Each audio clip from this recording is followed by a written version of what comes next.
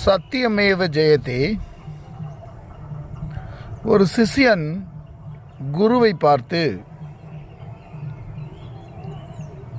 இல்லறத்தின் சிறப்பு என்ன குருவே என்று ஒரு கேள்வியை கேட்கிறார். நம்முடைய இல்லற வாழ்வினுடைய சிறப்பு என்ன என்பதுதான் அந்த கேள்வியாக அமைகிறது. அப்ப குரு திருக்குறளிலிருந்து அதற்கான விடையை பகர்கிறார். இல்லறத்தின் சிறப்பு அப்படிங்கிறது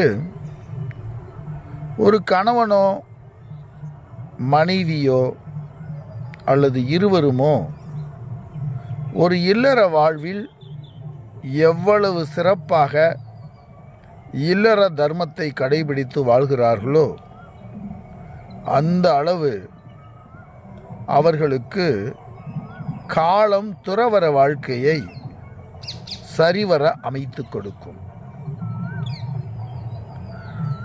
ஒரு கணவனோ மனைவியோ அல்லது இருவருமோ ஒரு இல்லற வாழ்வில் எவ்வளவு சிறப்பாக இல்லற தர்மத்தை கடைபிடித்து வாழ்கிறார்களோ அந்த அளவு அவர்களுக்கு காலம் துறவற வாழ்க்கையை சரிவர அமைத்து கொடுக்கும். பின் அது படிப்படியாக தகுதிக்கு தகுந்தாற்போல் சொர்க்கத்தையோ வீட்டையோ தந்துவிடும். பின் அது படிப்படியாக தகுதிக்கு தகுந்தாற்போல் சொர்க்கத்தையோ வீட்டையோ தந்துவிடும். அந்த வீடு பெற்றை அடைய நாம் இந்த வீட்டை முறையாக கடக்க வேண்டும். அந்த வீடு பெற்றை அடைய நாம் இந்த வீட்டை முறையாக கடக்க வேண்டும். நாம் இந்த வீட்டை அன்போடும் அரணோடும் கடக்க வேண்டும். நாம் இந்த வீட்டை அன்போடும் அரணோடும் கடக்க வேண்டும். அன்பும் அரணும் என்பது எனக்கு எது வேண்டாமோ அது பிறருக்கும் வேண்டாம். எனக்கு ஒன்று வேண்டும் என்றால் அது பிறருக்கும் வேண்டும். அன்பும் அரணும் என்பது எனக்கு எது வேண்டாமோ அது பிறருக்கும் வேண்டாம். எனக்கு ஒன்று வேண்டும் என்றால் அது பிறருக்கும் வேண்டும். தன்னலன் பிறர் நலன் என்ற நிலை வரும்போது பிறர் நலனும் பாதுகாக்கப்பட வேண்டும். தன்னலன் பிறர் நலன் என்ற நிலை வரும்போது பிறர் நலனும் பாதுகாக்கப்பட வேண்டும். இந்நிலை நமக்கு மன தூய்மையை கொடுக்கும். இந்நிலை நமக்கு மன தூய்மையை கொடுக்கும். மன தூய்மையே நமக்கு உயர்ந்த வழிகாட்டும். மன தூய்மையே நமக்கு உயர்ந்த வழிகாட்டும். துறவுக்கு வழிவகுக்கும். அதன் வழியே வீடு பேறு கிட்டும். துறவுக்கு வழிவகுக்கும். அதன் வழியே வீடு பேறு கிட்டும் என்று அந்த குரு விளக்கி சொல்லுகிறார். இப்போ நான் ஒரு சென்டென்ஸாக இதை ஃபுல்லாக சொல்லியிருக்கேன். பட் இதை ஒவ்வொரு வார்த்தையாக பிரித்து பிரித்து பிரித்து பிரித்து உணர்ந்து அறிந்து கொள்ள வேண்டும். அப்போ தான் நமக்கு அது முழுமையான பொருள் விளங்கும். ஒரு வீட்டில் கணவன் மனைவி என்ற இருவர் இருக்கலாம். அந்த இருவருக்கும் தனித்தனியே அறங்கள் வகுக்கப்பட்டிருக்கிறது. முதல்ல அந்த அறம்னா என்னான்னு தெரிஞ்சுக்கணும். அந்த அறத்தை நழுவாது பின்பற்றி வாழ்க்கையில் இந்த வாழ்க்கையை இப்போ நம்ம வாழ்ந்துட்டு இருக்கக்கூடிய இந்த வீட்டின் வாழ்க்கையை ஒரு பயிற்சி கூடமாக வைத்து நாம் சிறிது சிறிதாக வாழ்க்கை பயிற்சியை அறத்தை செவ்வனே மேற்கொள்ள அந்த அற தர்மமானது நம்மளை முறையாக நமக்கு காலம் செல்ல செல்ல நமது வயது கூடிக்கொண்டே போய் அந்தந்த காலத்தில் அந்த ஞானத்தை, அந்த உயர்ந்த துறவர தர்மத்திலே கொண்டு போய் சேர்க்கும். அன்பு விருத்தியாகி விருத்தியாகி நம்மை துறவர தர்மத்திலே கொண்டு போய் சேர்க்கும்.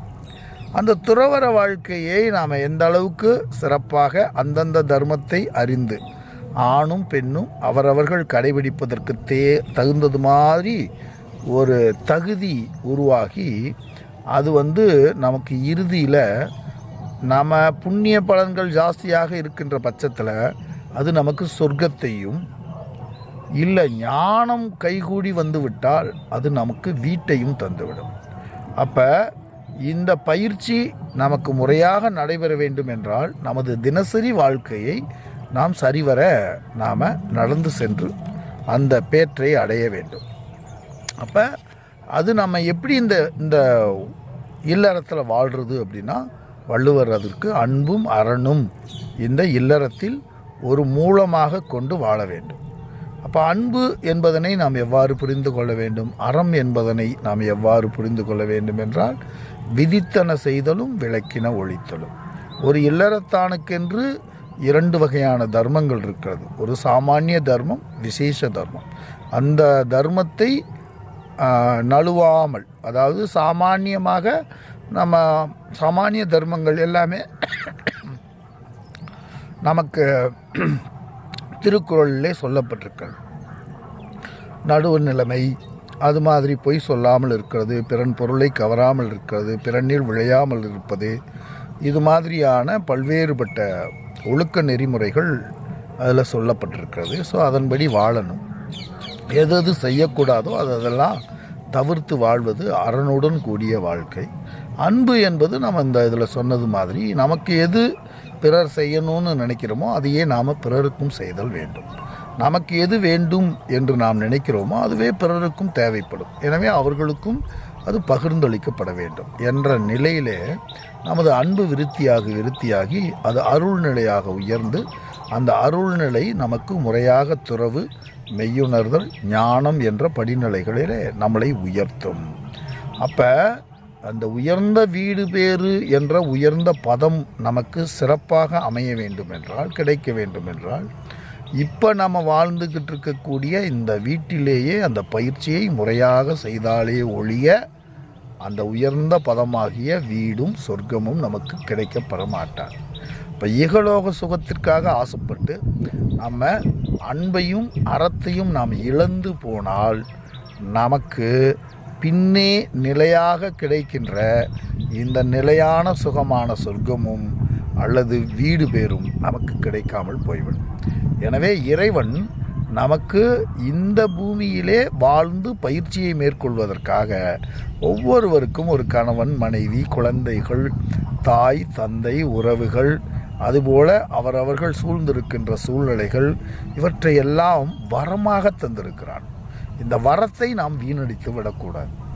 இவை எல்லாமே நமது வாழ்வில் கிடைத்திருக்கின்ற வரங்கள். நம்மை சூழ்ந்திருக்கின்ற பொருட்களாகட்டும், நம்மை சூழ்ந்திருக்கின்ற இயற்கையாகட்டும், நம்மை சூழ்ந்திருக்கின்ற உறவுகளாகட்டும், இது எல்லாமே வரம். அவைகள் இருக்கும்போது அதனுடைய மதிப்பு நாம் அறிவதில்லை. அவை இல்லாமல் போகும்போது அதை நினைத்து வருந்தி பயனும் இல்லை. எனவே அறத்தையும் அன்பையும் பயிற்சியாக மேற்கொண்டு உயர்ந்த பதமான வாழ்க்கையினுடைய உயர்ந்த பதத்தை நீங்கள் எல்லோரும் அடைய வேண்டும் என்று குரு விளக்குகிறார். சத்தியமேவ ஜெயதி.